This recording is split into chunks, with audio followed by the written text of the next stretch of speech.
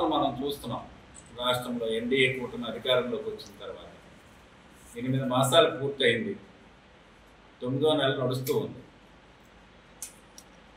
టెక్కల్ నియోజకవర్గంలో కాదు, ఈ రాష్ట్రంలోనే చాలా దుర్మార్గంగా ఎన్డీఏ నాయకులు, మరి చంద్రబాబు నాయుడు గారు ముఖ్యమంత్రిగా, ఉప ముఖ్యమంత్రిగా ఉన్న పవన్ కళ్యాణ్ గారు, అతని క్యాబినెట్ సహచరులు, ఈ జిల్లా నుంచి అచ్చెన్నాయుడు గారు కానీ ఇతరులు మనం చూస్తే కక్ష సాధింపు చర్యలకే అత్యంత ప్రాధాన్యత ఇస్తున్నారు. ఎక్కడ చూసినా గ్రామ స్థాయి నుంచి మండల స్థాయి నుంచి నియోజకవర్గ స్థాయి వరకు జిల్లాలో వైఎస్ఆర్ పార్టీ నాయకుల్ని ఆర్థికంగా దెబ్బకొట్టడం లేదా అంతమొందించడం, వైఎస్ఆర్ పార్టీ అభిమానులకి ఓటేశారని చెప్పి ఫ్యాన్ గుర్తుకు ఓటేశారని వాళ్ళపై దాడులు చేయడం, ఇదే వీళ్ళు ఘనకార్యంగా సాధించారు. ఇవాళ పాలనాపరమైన ర్యాంకులు తీసుకుంటే చంద్రబాబు నాయుడు గారే ముఖ్యమంత్రి తన క్యాబినెట్ మంత్రులకి సంబంధించిన ఫైల్స్ ఏ పర్సెంటేజ్ ఎవరు ఏ ర్యాంకులు ఉన్నారని చెప్పి మన క్యాబినెట్ మీటింగ్లో అతను అఫీషియల్గా అనౌన్స్ చేశారు. దాన్ని గమనిస్తే ఈ జిల్లా మంత్రి అచ్చెన్నాయుడు గారు 17వ ర్యాంకులో ఉన్నారు.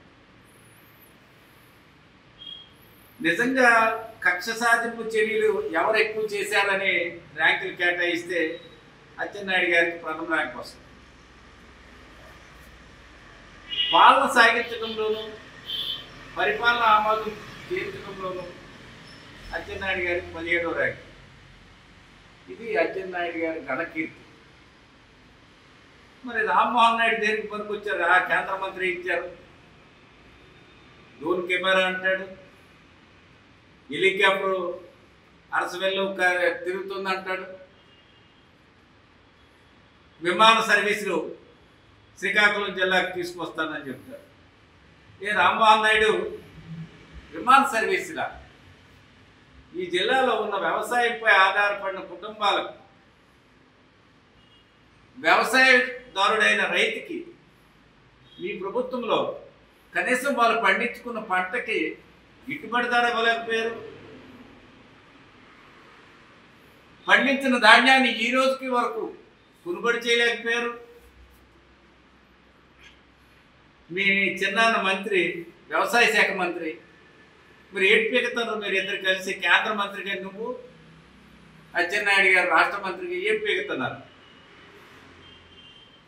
ఈ జిల్లా వ్యవసాయంపై ఆధారపడిన జిల్లాని, వ్యవసాయం చేస్తున్న రైతుని, పండించిన ధాన్యాన్ని ఈవేళ మిల్లర్స్ కొనలేక, మిల్లర్స్ అంతా కూడా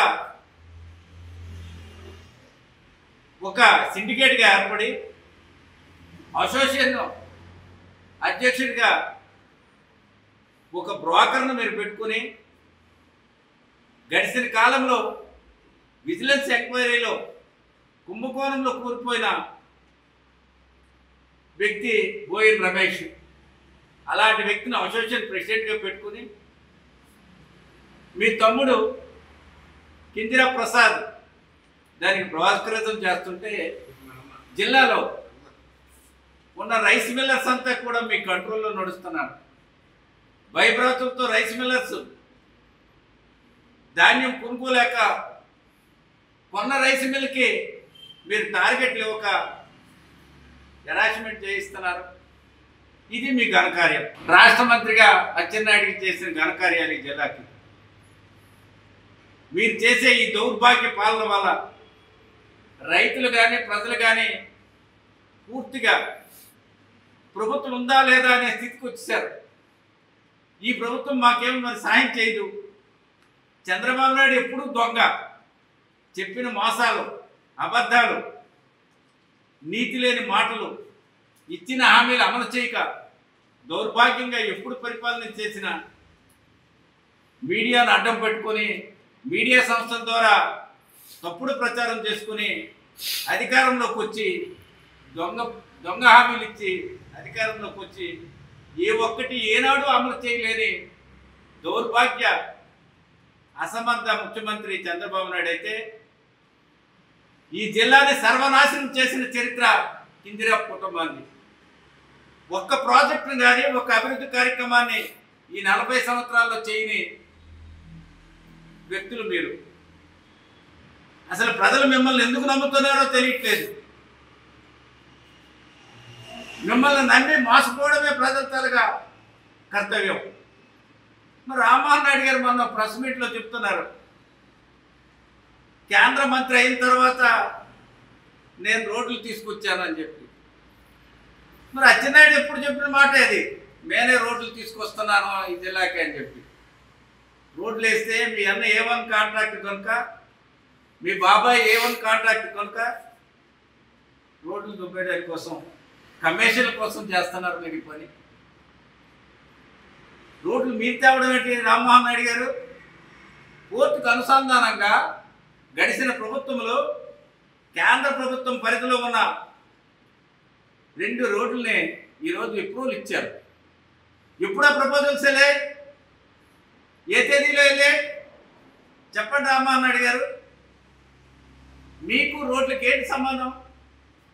మేమే తీసుకొచ్చామని చెప్తున్నారు కదా, చెప్పండి, బహిర్గతం చేయండి. ఈరోజు R&B కానీ, పంచాయతీరాజ్ ఈ కానీ, లేకపోతే పంచాయతీరాజ్ SC కానీ, R&B SC కానీ శ్రీకాకుళంలో ప్రెస్ మీట్ పెట్టి చెప్పమనండి.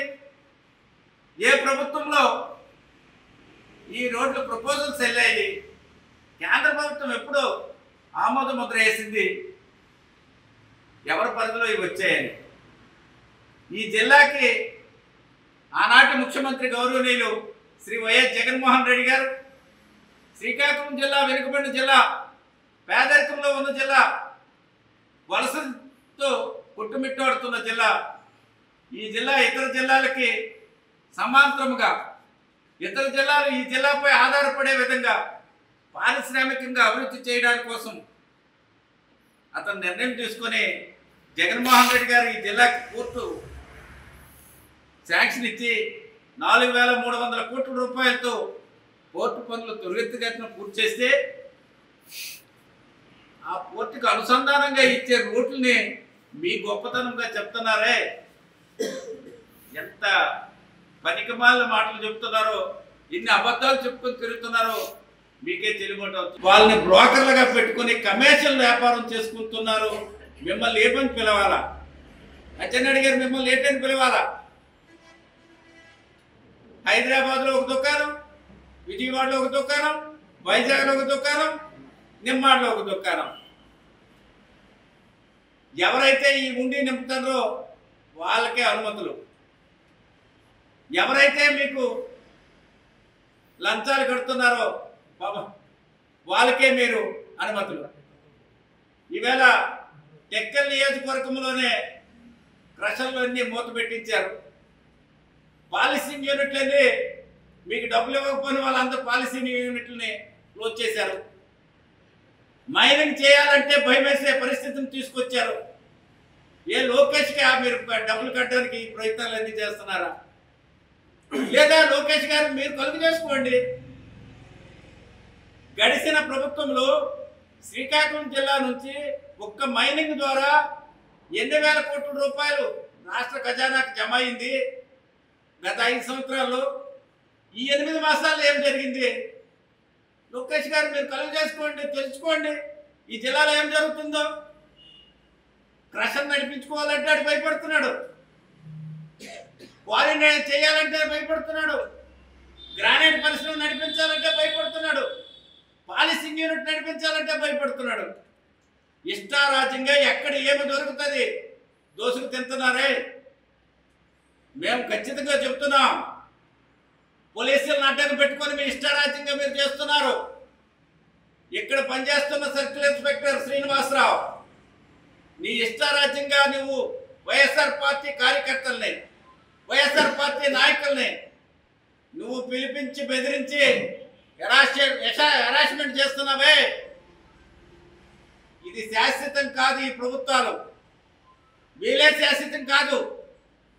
మేము ఖచ్చితంగా చెప్తున్నాం, మా ప్రభుత్వం అధికారంలోకి వస్తే నువ్వు ఎక్కడ పని చేసినా సరే మళ్ళీ నీకు తీసుకొచ్చే కార్యక్రమాన్ని చేస్తాం. నువ్వు చేసే ఈరోజు ఏ ఏ గ్రామాల్లో కిష్టిపురంలో ఒక దళితుడి ఇంట్లో జొరబడి అన్యాయంగా వాళ్ళకు కొట్టి వాళ్ళ మీద యూరినల్ పోసి చేస్తే ఈ వేటకు కూడా కేసు కట్టలేదు. నందిగామలో చిన్న తగునే కుటుంబ తగునే వాళ్ళ ఇంటి పైన నాన్ బెయిలబుల్ కేసులు కట్టి సర్పంచ్ పైన కేసులు కట్టి రిమాండ్ చూపించావు. మరి సాగిపల్లి కొత్తూరులో ఏఎంసీ చైర్మన్ పైన దాడి జరిగితే ఏఎంసీ చైర్మన్ 2 రోజులు ఎక్స్ఏఎంసీ చైర్మన్ 2 రోజులు హాస్పిటల్లో ఉంటే ఆవిడ ఇచ్చిన రిపోర్ట్ కూడా తీసుకోకుండా కేసు కట్టలేదు. ఓ దళిత మహిళ. అదే సాగిపల్లి కొత్తూరులో దళితుడిపై దాడి జరిగితే నువ్వు కేసు కట్టకుండా తాత్కాలం చేశావు. ఎస్పీ గారు మీకు చాలాసార్లు ఈ విషయాలు ఇక్కడ జరుగుతున్న విషయాలు తెలుసుకోమని మేము చెప్తూ ఉన్నాం. ఇది కేవలము ఒక సామాజిక వర్గం సంబంధించిన సబ్ ఇన్స్పెక్టర్లు, సర్కిల్ ఇన్స్పెక్టర్లు, డిఎస్పీ గారు, విత్ విజిలెన్స్ ఎస్పీ గారు వీళ్ళంతా కూడా ఒక కూటమిగా తయారై ఎక్కడ పడితే అక్కడ ఈ నియోజకవర్గంలో వ్యాపారం చేయకుండా, రాజకీయంగా తిరగకుండా, ప్రజాప్రతినిధులకు విలువ లేకుండా ఇష్టారాజ్యంగా ప్రవర్తిస్తున్నారు. కేంద్ర మంత్రి అయితే ఢిల్లీ స్థాయిలో కేంద్రంలో జరుగుతున్న అన్ని శాఖలకు సంబంధించి పరిపాలనాపరమైన వ్యవహారాల్లో కేంద్ర ప్రభుత్వంతో ఈ రాష్ట్ర ప్రభుత్వానికి సంబంధించిన విషయాల్ని కూలంకషంగా చర్చించి ఈ రాష్ట్రానికి రావాల్సిన బడ్జెట్ని కానీ నిధులు కానీ తీసుకురావడంలో మీరు కీలక పాత్ర వహిస్తే మేము సంతోషపడతాం. గల్లీలంటూ తిరుక్కుని సామాన్యమైన మనుషులు చెప్తున్న మాటల్ని మీరు చెప్పుకు తిరుగుతున్నారే, నీకు ఏ పార్టీ రాజకీయ పరిజ్ఞానం లేదు అనడానికి ఇంతకంటే ఏం నిదర్శనం కావాలని పత్రికా సమావేశం ద్వారా అడుగుతున్నాం. మరి ఈరోజు మనం చూస్తున్నాం ఈ జిల్లాలో అత్యంత వనరులు ఉన్న జిల్లా. మరి మత్స్యకారుల్ని నడ్డివేశారు. మత్స్యకారు భరోసా ఇస్తామని చెప్పి ఇవాళ మోసం చేశారు. రైతులకి పెట్టుబడి అందిస్తామని చెప్పి మోసం చేశారు. గడిచిన ప్రభుత్వంలో అమ్మఒడి కానీ, విద్యాదేవని కానీ, వసతి దేవని కానీ, ఆసరా కానీ, చేయూత కానీ అనేక సంక్షేమ పథకాలు ఆనాటి ముఖ్యమంత్రి గౌరవనీయులు జగన్మోహన్ రెడ్డి గారు ఇస్తే ఈవేళ ఒక్క పథకాన్ని కూడా మీరు ఇవ్వలేకపోయారు.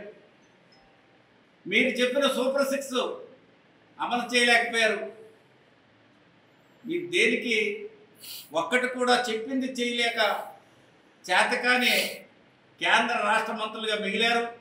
మీ ముఖ్యమంత్రి కానీ, ఉప ముఖ్యమంత్రి కానీ కనీసం ప్రజల సమస్యలపైన ఏనాడు కూడా ఈ జిల్లా పైన కనీస ప్రేమ అభిమానం చూపించలేక ఈ జిల్లాను నిర్వీర్యం చేశారు. అలాగే ఈ జిల్లాలో ఉన్న ప్రధానమైన వనరులైన మరి ఈరోజు మైనింగ్, ఈ మైనింగ్ని కూడా రాష్ట్రంలో వస్తున్న ఆదాయాన్ని గండి కొట్టేస్తున్నారు. దీనికి ప్రధాన కారణం కిందిరాపు కుటుంబం. మీరు మీ కుటుంబ సభ్యులు బినామీలుగా పెట్టుకునే ఇంట్లో ఉన్న వాళ్ళంతా కూడా ఉదయం సరికి తెల్లవారుసరికి మనిషి సంచి పెట్టుకుని బయలుదేరుతున్నారు. ఎక్కడ క్వారీలు నడుస్తున్నాయి, ఎక్కడ క్రషలు నడుస్తున్నాయి, ఎక్కడ ఇక్కడ నుంచి ముడిసరుకు ఇతర ప్రాంతాలకు ఎక్కడికి వెళ్తుంది, ఎవరి పరిధిలో ఎవరు చూస్తున్నారు, కోర్టుకు వెళ్తున్న ఐటమ్ ఏంటి, ఇలా మీరు పెట్టుకుని మీ కుటుంబ సభ్యులంతా కూడా కమిషన్లు కక్కుర్తిపడి కమిషన్ల కోసం లంచాలు పెట్టుకుని ఎక్కడి నుంచో వలస వచ్చి ఈ టెక్కలో నివసిస్తున్న స్థానిక సర్పంచులు బోర్లు బాగాలేకపోతే బోర్లు కూడా బాగు చేయలేని పరిస్థితి, గ్రామాల్లో శానిటేషన్ చేయలేని పరిస్థితి. దీని అంతటికీ ఎవరి కారణం? నీ నియంత పాలన, నీ స్వార్థపూర్వమైన పాలన, నీ అహంకార ధోరణితో చేస్తున్న వ్యవహార శైలి, దీనికి మీరు మూల్యం చెల్లించుకోవాల్సి ఉంటుంది. కనుక మేము ఒకటి, ఇప్పటికైనా మారండి. మీరు చేస్తున్న పాలన వైపు, మీరు చేస్తున్న ఈ అరాచకమైన దహనకాండని ఫుల్ స్టాప్ పెట్టి స్వచ్ఛందంగా గ్రామ స్థాయిలో ఉన్న సర్పంచ్ కానీ, మండల పరిషత్ అధ్యక్షులు కానీ, జిల్లా ప్రాదేశిక సభ్యులు కానీ వాళ్ళ పరిధిలో చేయవలసిన అభివృద్ధి కార్యక్రమాలని సహకరించక, వాళ్ళకు వస్తున్న నిధులను ఖర్చు పెట్టించక మీరు చేస్తున్న ఈ ధోరణి రాష్ట్ర స్థాయిలో తీసుకెళ్ళి పంచాయతీరాజ్ కమిషనర్ని కలిసి ఈ ఉప ముఖ్యమంత్రి గారు ఎవరైతే ఉన్నారో పవన్ కళ్యాణ్ గారు, అతనికి తెలిసే విధంగా ఈ డెక్కల్ నియోజకవర్గంలో ఉన్న ప్రతి ఒక్కరు కూడా విజయవాడ బయలుదేరి మీరు చేస్తున్న ఈ దుర్మార్గ పాలనని విజయవాడలో ఈ రాష్ట్ర రాజధానిలోనే వినిపిస్తామని ఈ సందర్భంగా తెలియజేస్తున్నాం. వంశీ గారు శాసనసభ్యుడిగా ఉండేటప్పుడే తెలుగుదేశం శాసనసభ్యుడు, తెలుగుదేశం పార్టీ నుండి చంద్రబాబు నాయుడు కుటుంబం చేస్తున్న అరాచకాలు, తెలుగుదేశం వాళ్ళు చేస్తున్న దుర్మార్గమైన పనుల్ని నచ్చక జగన్మోహన్ రెడ్డి గారు నేరుగా ప్రజలకు సంక్షేమ పాలన అందిస్తున్నారు, ప్రజాపాలన అందిస్తున్నారనే ఉద్దేశంతో ఆనాడు జగన్మోహన్ రెడ్డి గారికి బయట నుంచే సపోర్ట్ అందించారు. ఆ తర్వాత జరిగిన పరిణామాల వల్ల ఆయన వైఎస్ఆర్ పార్టీ కొండ వేసుకుని వైఎస్ఆర్ పార్టీ శాసనసభ్యుడిగా పోటీ చేయడం జరిగింది. మరి అలాంటి వ్యక్తిని కక్షగట్టి తెలుగుదేశం శాసనసభ్యుడిగా ఉండి వైఎస్ఆర్ పార్టీకి వెళ్ళారనే ఒకే ఒక కారణం చేత ఈవేళ అతని కుటుంబం పైన విపరీతంగా దాడులు చేస్తూ అతని పైన ఓ దుష్ప్రచారాన్ని లేవనెత్తి ఇష్టారాజ్యంగా ప్రవర్తిస్తున్నారు. నేను అడుగుతున్నాను చంద్రబాబు నాయుడు గారికి, విజయవాడలోనే ఒక కుటుంబానికి, ఒక మాజీ శాసనసభ్యుడికి ఇష్టారాజ్యంగా చేస్తే మరి పొరపాటుగా ప్రభుత్వాలు మారితే నువ్వు మళ్ళీ హైదరాబాద్ వెళ్తావా, అమెరికా లండన్ వెళ్తావు? అక్కడ ఉన్న తెలుగుదేశం నాయకులు ఆలోచించుకోమని అడుగుతున్నాం. ఏంటి దుర్మార్గం? కనీసం పోలీసులు ఇంటిమేషన్ ఇవ్వకుండా ఒక మాజీ శాసనసభ్యుడికి అరెస్ట్ చేస్తే అతని ఇంట్లో జొరబడి భార్య ఎందుకు అరెస్ట్ చేస్తుందని అడిగితే ఇంటిమేషన్ కూడా ఇవ్వకుండా హెరాస్మెంట్ చేసి పట్టుకెళ్ళిపోయారే. ఈవేళ అతని పైన ఏ కేసులు లేకపోతే అట్రాసిటీ కేసుని నమోదు చేశారు. ఏనాడు ఎటువంటి తప్పులు చేయలేదని క్లారిటీగా ఉన్న వ్యక్తిని ఒక ఆయుధంగా వాడుకొని, అట్రాసిటీని ఆయుధంగా వాడుకొని కేసు నమోదు చేశారు. మరి రేపు అలాంటి పరిస్థితి మీకు వస్తుంది, దాన్ని ఎదుర్కోమని సిద్ధంగా ఉండమంటున్నాం. రాష్ట్ర ప్రజలు గమనించారు, రాష్ట్ర ప్రజలు చూస్తున్నారు. ఇలాంటి పనులు ఏ ప్రభుత్వాలు చేసినా ఎవరు యాక్సెప్ట్ చేయరు. మరి మీరు ఈరోజు దుర్మార్గంగా వీడియో నాటకం పెట్టుకుని దుష్ప్రచారం చేసి ఇష్టారాజ్యంగా ఒక మాజీ శాసనసభ్యుడిని ఎంత నీచంగా మీరు అరెస్ట్ చేయించారో కనిపిస్తుంది. కనుక దానికి సమాధానం కొద్ది రోజుల్లో ప్రజలే ఇస్తారు. మరిన్ని వీడియోస్ కోసం ఛానల్ ని సబ్స్క్రైబ్ చేయండి. లేటెస్ట్ అప్డేట్స్ కోసం వాట్సాప్ ఛానల్ ని ఫాలో అవ్వండి. ఆ లింక్ డిస్క్రిప్షన్ లో ఉంది.